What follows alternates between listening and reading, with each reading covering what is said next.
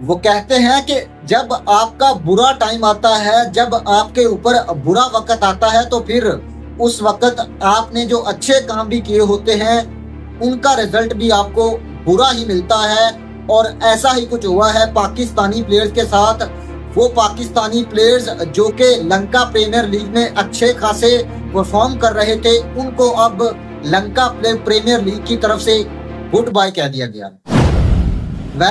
अगर बात करूं पाकिस्तानी प्लेयर्स में, सबसे पहले तो नाम निकलकर सामने आता है इफ्तिखार अहमद का, और अब ऑफिशियली तौर पर रिलीज कर दिया है डम्बोला थंडर्स ने इफ्तिखार अहमद को उनकी वर्ल्ड कप की परफॉर्मेंस को देखते हुए। और आई थिंक इफ्तिखार अहमद ने जहां लंका प्रीमियर लीग के पिछले एडिशन में न सिर्फ बैट बल्कि बॉल के साथ भी अच्छी परफॉर्मेंस दी थी लंका प्रीमियर लीग में, लेकिन अब वर्ल्ड कप में जिस तरीके की बुरी तरीके से वो एक्सपोज हुए हैं, और उससे पहले जो न्यूजीलैंड और आयरलैंड से पाकिस्तान की सीरीज थी और इंग्लैंड से, उसमें जिस तरीके से उनकी परफॉर्मेंस रही, अब डम्बोला थंडर्स की तरफ से उनको रिलीज कर दिया गया है। और याद रहे कि डम्बोला थंडर्स ने इफ्तिखार अहमद को $50,000 में खरीदा था, लेकिन अब उन्होंने इफ्तिखार अहमद की जगह पाकिस्तान के खिलाफ उम्दा नौ खेलने वाले मार्क चैपमैन, उनको उनकी जगह शामिल कर लिया है। और आई थिंक मार्क चैपमैन मेरे ख्याल से एक बेटर चॉइस हो सकते हैं इफ्तिखार अहमद की जगह, क्योंकि जिस तरीके की उनकी बैटिंग है वो कंडीशन को अच्छी तरीके से रीड करना जानते हैं। हालांकि इफ्तिखार अहमद आपको एज अ बॉलिंग भी काम दे सकते थे, लेकिन आई थिंक उनकी जो परफॉर्मेंस थी वर्ल्ड कप 2024 में, उसको देखते हुए उनका रहना बनता नहीं था। तो वहीं उसके बाद पाकिस्तान के भारी भरकम आजम खान, जिनको लेकर बहुत ज्यादा ट्रोलिंग रही वर्ल्ड कप में, और आई थिंक मेरे ख्याल से पाकिस्तान के तमाम खिलाड़ियों में से सबसे ज्यादा बुरा वर्ल्ड कप गुजरा आजम खान का, जहां उनको सबसे ज्यादा ट्रोलिंग का सामना करना पड़ा। तो वहीं दूसरी तरफ अब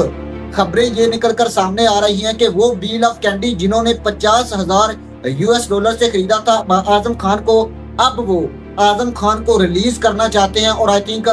हो सकता है कि आजम खान को वो रिलीज कर दें, क्योंकि जिस तरीके की आजम खान की इंटरनेशनल कैरियर में परफॉर्मेंस रही है, अब तक 88 रन 14 मैचेस में आजम खान की ये परफॉर्मेंस कहीं ना कहीं उनके इंटरनेशनल कैरियर पर तो सवाल उठाती ही है, बल्कि उनकी जो लीग्स में परफॉर्मेंस है उनके ऊपर एक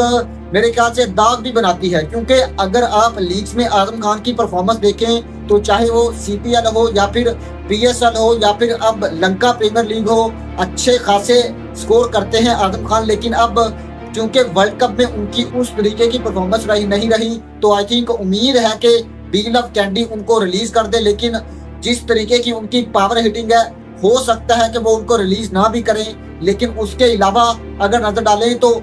शादाब खान जो है, उनके अलावा उनके हवाले से भी बड़ी खबर निकलकर सामने आ रही है कि इफ्तिखार अहमद के अलावा शादाब खान जो है उनको भी उनकी टीम रिलीज कर सकती है। और आई थिंक शादाब खान का रिलीज होना बनता है, क्योंकि जिस तरीके की शादाब खान की पिछले 2-3 साल से परफॉर्मेंस रही है, I think Shadab Khan deserve नहीं करते कि वो कोई भी लीग खेले।